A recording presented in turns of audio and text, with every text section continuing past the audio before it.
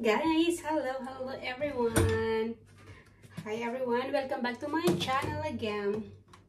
And yeah, gagawa ko ng sandwich kasi ako'y nagugutom. Nagugutom ako guys, bigla akong nagutom. And yes guys, bago ko umpisahan yung ating topic today, gagawa muna ako ng or at the same time, magkwento na lang ako sa inyo habang ako'y gumagawa ng sandwich. Pero ayusin ko muna itong aking hinugasan kasi daming hinugasan kanina. And yes guys, alam nyo ba guys, dati nung nag-umpisa akong mag-vlog, way back 2018 na yan. 2018 nung nag-umpisa akong mag-open ng ating YouTube channel guys. Kasi pandemic noon, and then yung pandemic parang ang dami naging vlogger that time kasi nga lahat hindi makalabas, lahat nasa bahay lang, ayan. And then yun guys, that time naisipan kong gumawa ng YouTube channel ko, and then during that time na nag-open ako ng YouTube channel ko, ang dami kong naging kaibigan sa YouTube. Ang dami kong naging kaibigan sa YouTube guys kasi every that time nandun pa ako sa Oman, sa Muscat sa Middle East.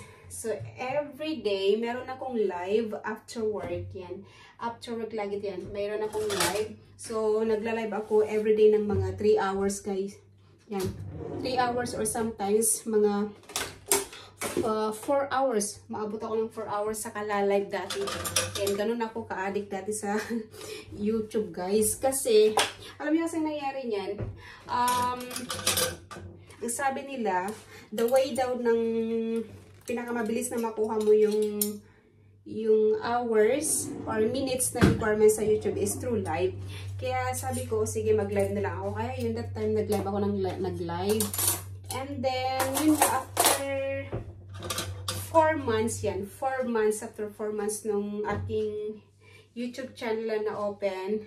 And then, na abot ko yung yun, magkano yun? 6,000 ba yun? Or 60 hours yun. Basta mga something like that. Nakalimutan ko na kasi way back 2018 pa naman yun. Pero yung subscriber, napakadaling, guys, napakadaling makuha yung subscriber na 1,000 na requirements.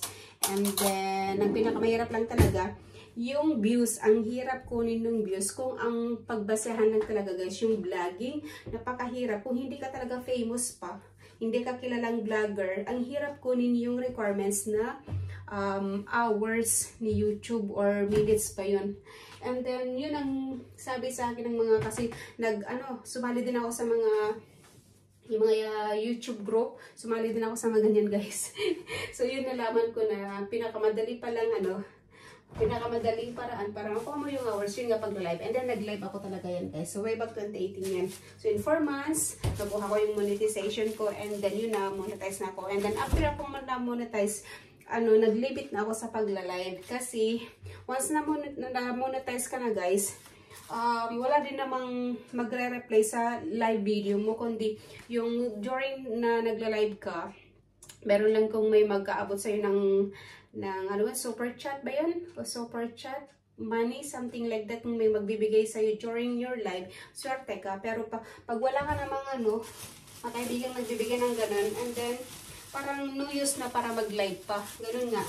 No use na para mag-live ka pa kasi nga wala namang magre-replay sa live mo. Ayan, ang pinaka-importante na yung video talaga, yung vlog. Kaya yun, after nang makuha ko yung yun nga, yung requirements ni YouTube, nag-step na akong mag-live, and then nag-focus na ako sa pag-vlog, paggawa ng mga contents, na yung kahit ano nga yung naiko-content ko noon ng mga baguhan pa lang ako, kung ano-ano yung naiko-content ko guys, para lang magkaroon ng video. Kasi mahirap din yung habang nag-work ka, and then nag-vlog ka, tapos pag-i-edit. So, ang hirap mag-isip din ng content. Pero pinakamadali lang, talaga yan guys, maganda pala yan. Yung parang normal lang na daily life mo, mas maganda pala yung ganong content. Yung normal lang na takbo ng buhay mo, yung parang daily vlog, yung life vlog, parang ganun, mas maganda yung ganun. Kasi hindi ka na mag-iisip kung ano yung i-content mo everyday. Ayan, hindi ka na mag-iisip kung ano yung i-content mo everyday. Parang normal lang. Yung parang daily routine mo lang, kasama mo yung camera mo, and pag-vlog, yun, parang ganun lang yan, guys.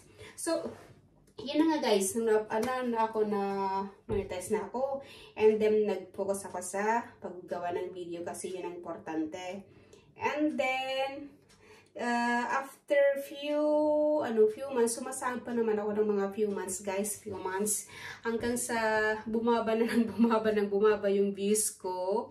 Ayan, bumaba yung views ko hanggat hindi na ako nakakasahod monthly. Because dati nakakasahod ako ng monthly, pero nung mga few months lang ako na monetize, parang bumaba yung mga views ko. So hindi na ako nakakasahod ng monthly. Kasi ang nangyayari yan guys, kahit sabihin mo mang marami kang viewers, let's say sa vlog mo marami kang viewers, kung yung mga yun hindi naman nila full watch yung video mo kasi siguro hindi sila interesado or something, hindi sila parang parang kumukuha lang sila ng mga subscriber, parang ganun, hindi nila i-full watch yung video mo, and then kung lahat naman sila ini-skip nila yung yung video mo, yung sa ads mo, wala rin yan, wala ka rin kikitain yan.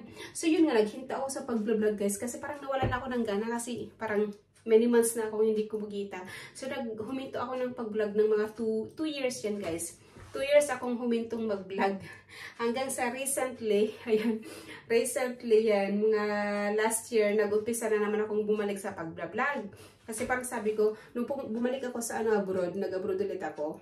Sa Dubai na ako bumalik. So sabi ko, bakit kaya hindi ko ibalik yung pag-vlog ko? Kasi parang, yung naisip ko, pinaghirapan kong mamonetize yung channel ko na to. Sabi ko, pinaghirapan kong mamonetize yung channel ko na to. Parang ang dami kong puyat na parang na ways para lang mamonetize yung channel ko. Bakit ko kay hininto? So, nung nandun ako sa Dubai guys, last year, nandun ako sa Dubai, nag-continue akong mag-vlog, parang na-inspire na ulit ako. Pero, inisip ko, pag babalik ako sa pag-vlog, dapat meron na akong, yung parang content talaga, na continuous na yung content ko, na parang hindi na ako mahihirapang mag-isip pa kung ano yung i-content ko everyday. So, naisip ko, parang mag-daily vlog na lang ako. Sabi ko, parang mag-daily vlog na lang ako para at least hindi ko naisipin kung ano yung i-content ko. Parang normal lang natakbo ng buhay ko. Parang yun ang naisip ko. So, yun na nga guys, ang ginawa ko, nag-daily vlog ako. Parang ang content ko na lang ngayon is yung parang normal na lang na routine ko everyday. And then, yun na nga guys, nung bumalik ako, parang yung first year na pagbabalik ko, parang konti pa lang yung viewers ko kasi nawala na yung mga old friends ko, yan, sa YouTube, and then nawala na yung mga connections sa isa't isa.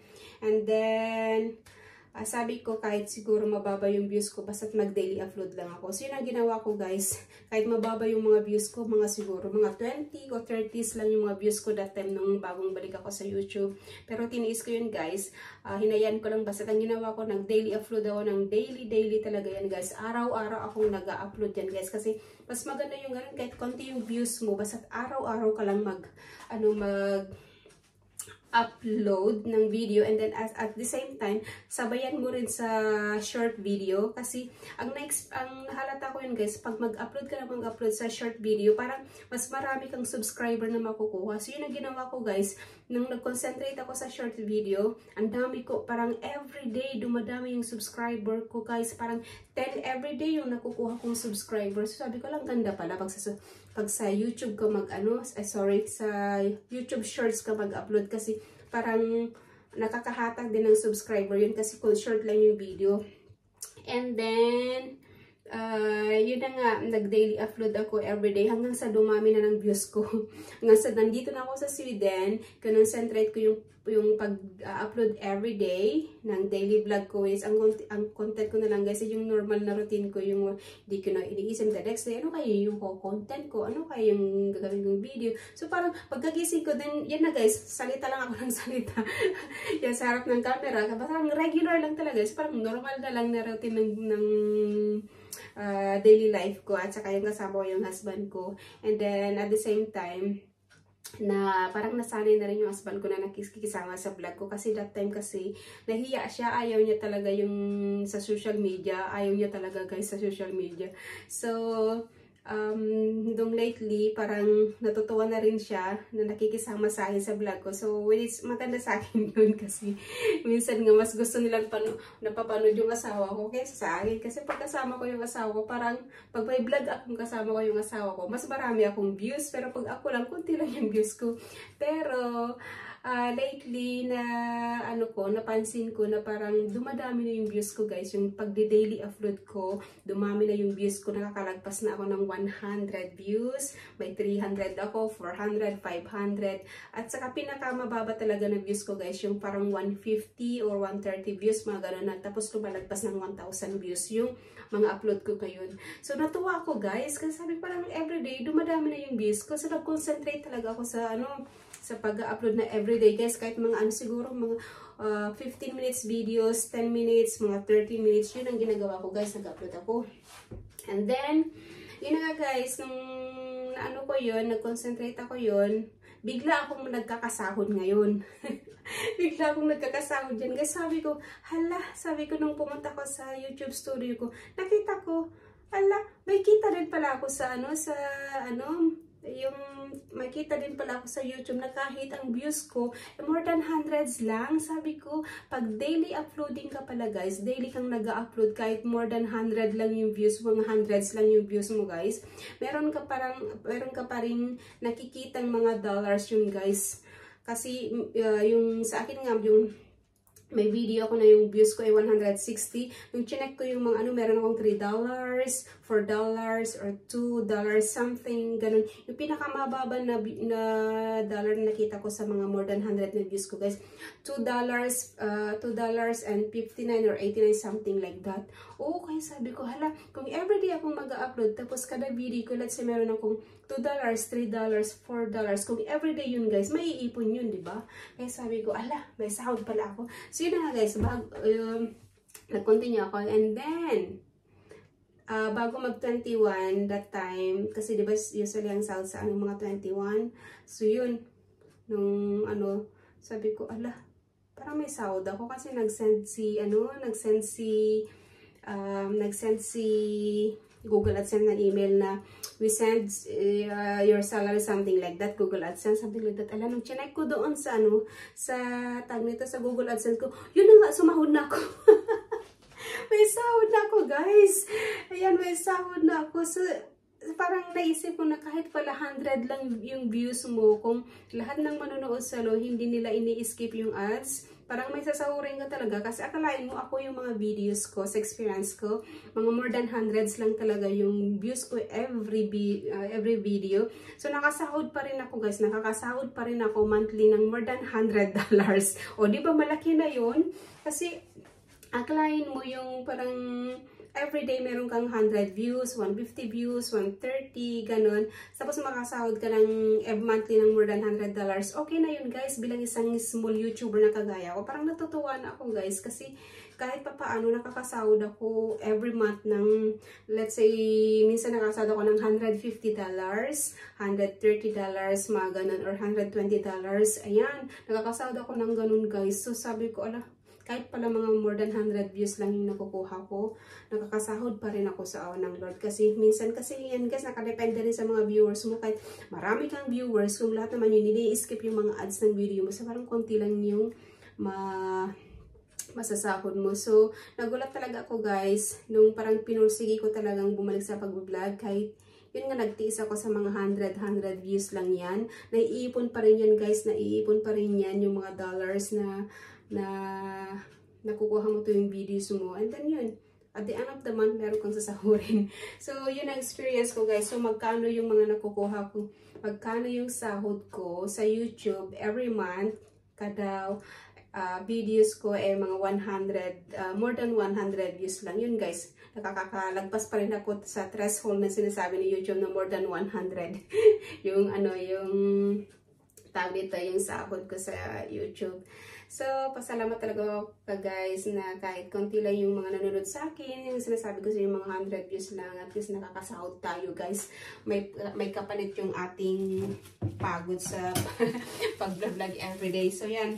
Hindi ko na nagawa yung aking sandwich. So, ito pala yung cheese na binili ko ng isang araw. Ayan, ang laki, diba? Sobrang laki. Hindi pa namin nauubos. Matagal pa to.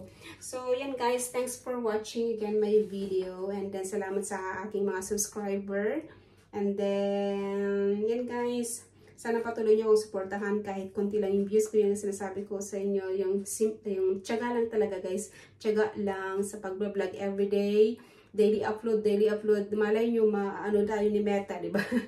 Maano tayo ni YouTube na, ni algorithm pala, yung Meta sa YouTube, sa Facebook. Ni algorithm guys, maano tayo na algorithm. Tapos yun guys, i-spread na nila yung videos natin. Tapos para ma-discover tayo ng mga viewers sa iba't ibang bansa. So, that's it guys. Thanks for watching. Sana nakatulong yung information na sinare ko sa inyo na kahit 100 views lang yung mga nakukuha natin mga small YouTuber, laban lang. Naiipon din yung 100 views na yan. So, bye everyone and see you in my next vlog.